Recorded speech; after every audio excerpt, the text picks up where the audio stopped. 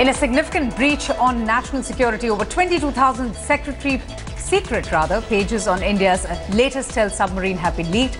The data has been leaked in about the combat capability of the 6 Scorpene class submarines being built for the Indian Navy.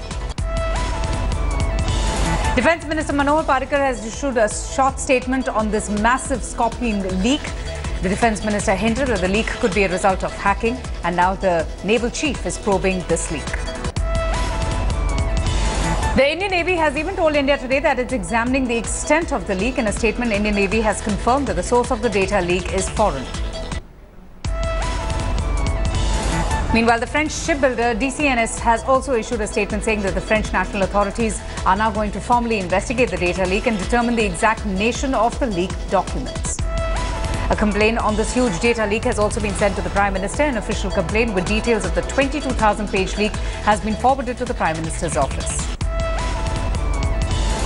Home Minister Rajnath Singh has landed in Srinagar for a 2-day visit to Kashmir, during which he will be reviewing the situation out there, and has said that he would also be talking with a cross-section of people. But life remains crippled in the valley, where a curfew and separatist shutdown remains in place for the 46th day. However, some sense of normalcy has returned, and the government is lifting the curfew for a select time in a few areas. Meanwhile, the Army has initiated a quiet engagement with stakeholders of peace in the valley. Army's engagement process is more at a tactical level between the company commanders and commanding officers of various battalions and village elders. Army is in full action against terrorists in Kashmir, but same time they're also facing a shortage of some important ammunition.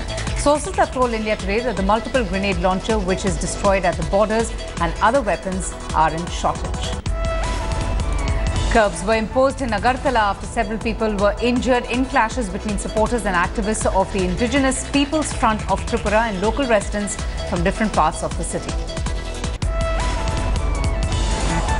Rio Olympics bronze medalist wrestler Sakshi Malik arrived in India to a hero's welcome from her family and even from various ministers of the Haryana government. In fact, even the Chief Minister was present to felicitate Sakshi Malik and even offered her a cash reward of 2.5 crore rupees. But the Chief Minister of the state found himself in a controversy after he forgot silver medalist PV Sindhu's name and thought that she hailed from Karnataka and not from Hyderabad. Pakistan's biggest lie stands exposed yet again, and it's the United Nations that has blown the lid off Islamabad's Dawood cover-up. The United Nations has confirmed that India's most wanted terrorist and underworld don does live in Pakistan. A flood-affected victim delivered her baby on a boat as the family searched for safer locations in the Banda district of Uttar Pradesh. River Yamuna has been in spate for the last few days, washing away several houses. The Chief Minister of Bihar, meanwhile, even met the Prime Minister to discuss the present flood situation in his state. 20 districts of the state have been ravaged by floods, affecting thousands of people. As Ganga remains in spate, the son of a former MLC and his friend drowned in the floodwaters in Allahabad. Rescue operations were going on in the region as the body of one of them has also drowned. Nalini Chidambaram, the wife of the former Finance Minister P. Chidambaram, has been summoned by the Enforcement Directorate for questioning in connection with the Shraddha scam. The CBI has named Nalini Chidambaram in its 6th charge sheet in that particular scam. The suspended Aam Aadmi Party MP Dharmavira Gandhi has launched a Punjab-centric front which may contest the 2017 assembly polls in the state. Several local political outfits have also joined hands with him. Forest Department of Maharashtra was given orders to shoot at sight a leopard which killed 2 people in the last 1 week at 2 different villages. Locals of at least 12 villages in Thane were even warned against going near the forest. In a first, the main server of the Amritsar-based Sri Dhanvantari Herbals was hacked, and the hackers have now demanded ransom to release the encrypted data. A 9-year-old boy was found beaten and locked up in his house in Kerala's Idukki district. The boy was found by relatives and neighbours lying in a room in his house with burns and injuries all over his body. Residential doctors at the AIIMS hospital protested inside the campus against unhygienic conditions and hectic working hours. They also surrounded the residence of the director of the institute. More than 2,000 Indian labourers have been kept in prison in Jeddah despite them having a valid visa and passport. They have now appealed to the Prime Minister and to the Foreign Minister Sushma Swaraj for help. Meanwhile, the External Affairs Minister Sushma Swaraj has appealed to the stranded Indian labourers in Saudi Arabia to return back by 25th September. She further added that all expenses will be borne by the Indian government. The Cabinet is likely to take up the draft surrogacy regulation bill today. This bill aims at giving more legitimacy to surrogacy and safeguard the rights of surrogate mothers. At least 500 motorcycles were destroyed in an inferno in the capital's Azadpur locality. Firefighters had a difficult time while controlling the blaze. In the capital's civil lines area, a nursery student was crushed by a van that ferried him to the school. The child came under the wheels after the driver reversed his van. The CAG has slammed Kejriwal government over its advertisement policy. The CAG says the Aam Aadmi Party cannot use the advertisements in other states as the government was using public money to publish those ads. The Appellate Authority, which heard the appeals of 21 JNU students who were penalised in connection with the controversial February 9th event, has found that all of them guilty of indiscipline, even as the financial penalty imposed on some of them has now been reduced. A 21-year-old youth was beaten to death while trying to intervene in a fight between his friend and a group of youngsters in Uttam Nagar area of West Delhi. Police still are clueless about the attackers.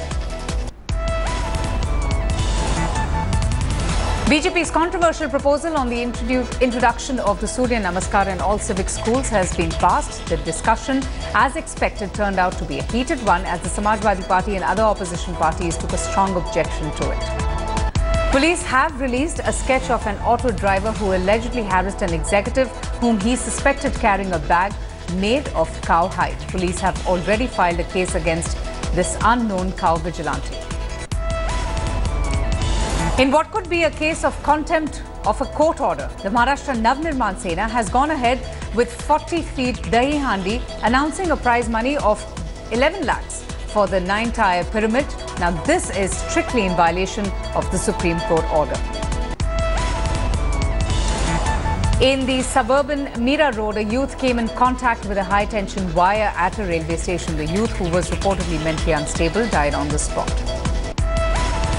In one of the biggest property transactions in recent times, a triple duplex apartment at Worli's Silverine Terrace has been sold at a price of 100 crore rupees.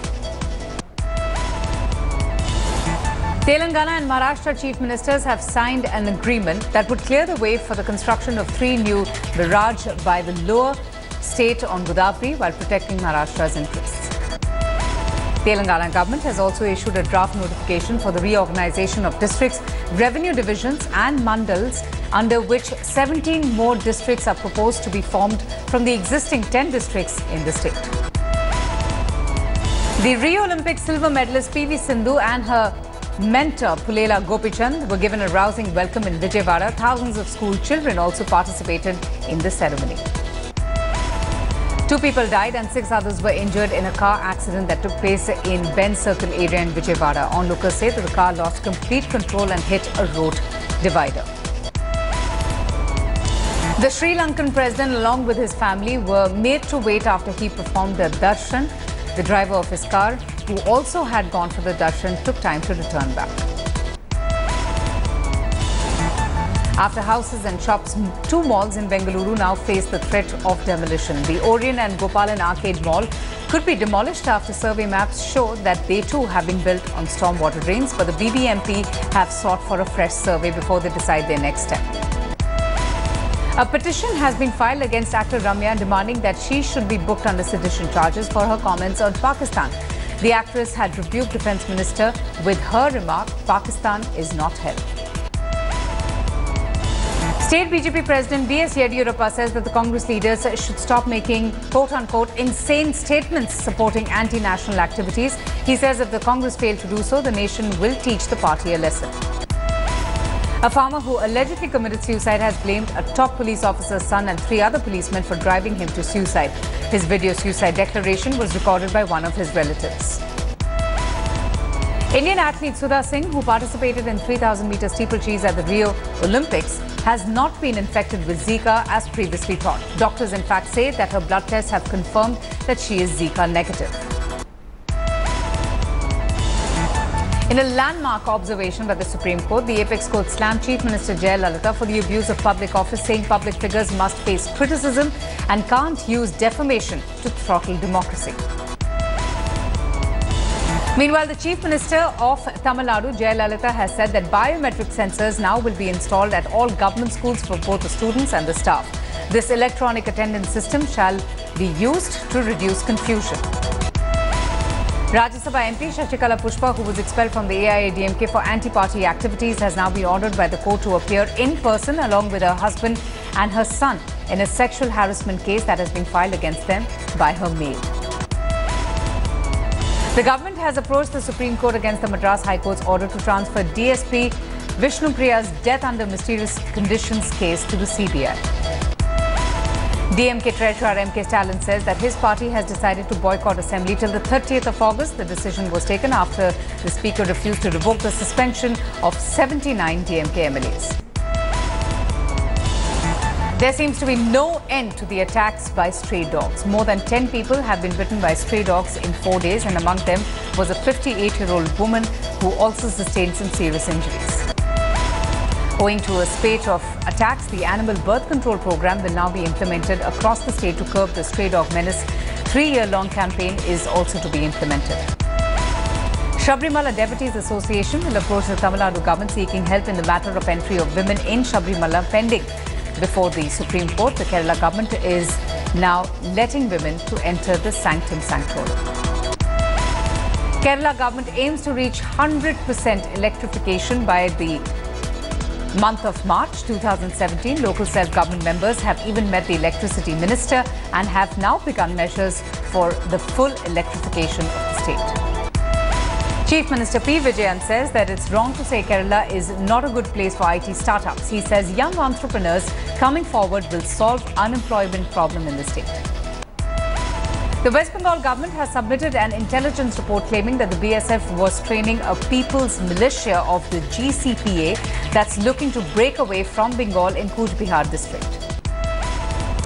A first-standard student, Naim Islam, died at Malda's medical college and the hospital after it was admitted with serious injuries after a fight with his school friends last Tuesday.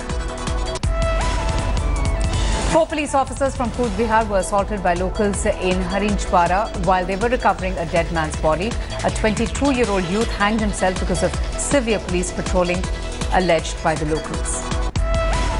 16 school students were injured after their school bus rammed into a truck in Siliguri. Reportedly, the school bus, while trying to save a rickshaw, rammed into the truck that was coming from the opposite direction.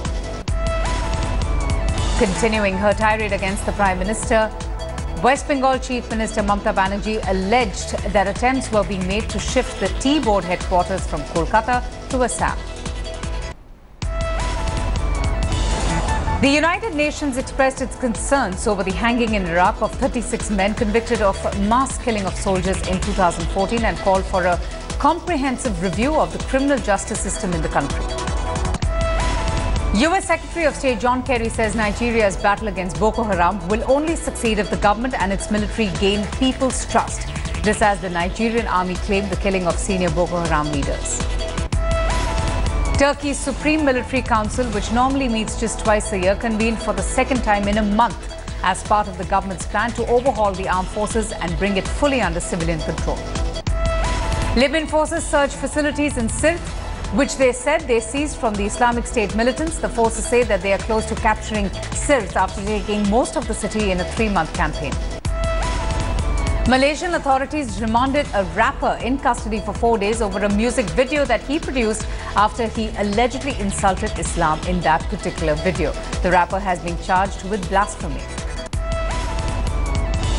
French Interior Minister alongside his German counterpart have called on the European Commission to draw up legislation that would force operators of encrypted messaging apps such as Telegram to cooperate with investigators, especially in terrorism cases. Robert Ellis, a 70-year-old Australian accused of molesting at least 11 underage girls in Bali, attended a court hearing and asked the judge for permission to communicate with friends. CCTV footage captured suspected vandals entering an Australian school office after forcing 3 saltwater crocodiles into the premises through a smashed door. The historic Hearst Castle, a major tourist attraction on California's central coast, has been closed to the public through the week as a safety precaution due to a wildfire in the area that has already destroyed more than 30 homes. Nicolas Sarkozy has announced that he would seek to win back the French presidency in 2017 should he win November's Conservative Republicans Party primaries. The friends and family members remembered a deaf man shot dead by a state trooper in North Carolina.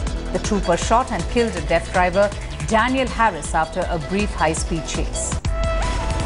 Molenbeek, the Brussels borough that earned the reputation for becoming a hub of Islamic State militants, has now become an unlikely tourist draw. This region is seeing a huge tourist rush. US casino tycoon Steve Wynn's newest $4 billion pleasure palace opened its doors in Macau, boasting dancing fountains and cable cars. Real estate and entertainment conglomerate Dalian Wanda Group expects to seal $2 billion firm-related deals in the United States this year. The firm, owned by China's richest man, steps up his push into Hollywood as well.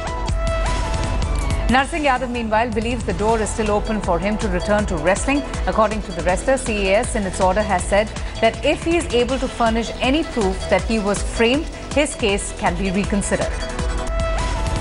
Sri Lanka will aim to level the ODI series against Australia as the two face each other in the second ODI. Lankan skipper Matthews has suggested a cautious approach against Stark, who picked 3 wickets in the first one-day international. The Court of Arbitration for Sport upheld the International Paralympic Committee's ban on all Russian competitors. This means Russia will not compete at Paralympics starting 7 September. Russia has been banned because of a state-sponsored doping program.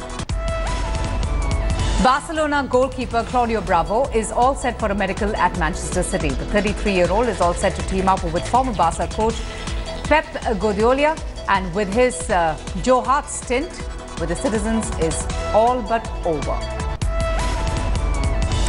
Brazil has announced the squad for next month's World Cup qualifier.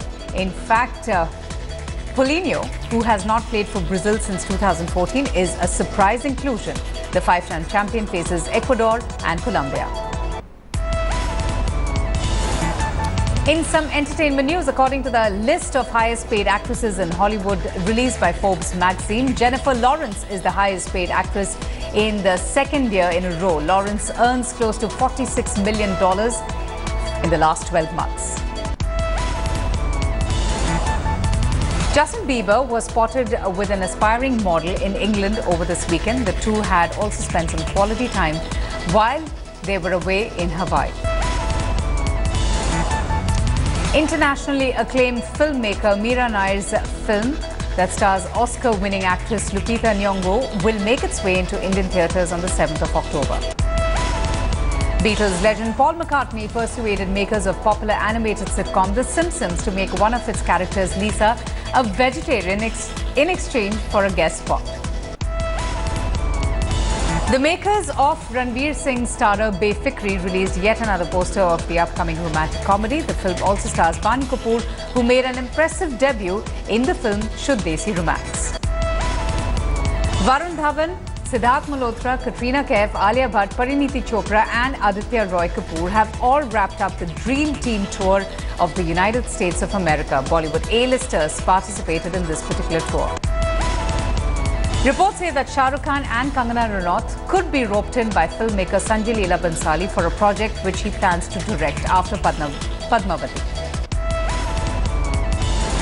Ajay Devgan and Imran Hashmi's new film went on the floor, set during the emergency era of the 1970s. This film is directed by Milan Luthria. With the aim to cater to consumers seeking low-priced smartphones, South Korean Samsung has launched its lightweight Tizen OS-based new device Z2 in India that comes packed with free Reliance Jio preview offer. India's largest conglomerate, Reliance Industries, has also asked its 40,000 plus employees to stop using phone connections of existing operators like Airtel and Vodafone and instead switch to its very own high-speed 4G Jio. The handset maker Gioni will set up a manufacturing unit in North India, pumping in approximately 500 crore rupees to tap into the smartphone demand in India, as well as to serve markets like Africa and Southeast Asia. Select Microsoft apps will now come pre-installed on Lenovo smartphones that use the Android OS. Lenovo expects to ship millions of these Android-based devices worldwide over the next few years. Taking its interest in the digital health sector to the next level, tech giant Apple has quietly acquired personal health data startup Glimpse that was founded by two Indian-origin entrepreneurs.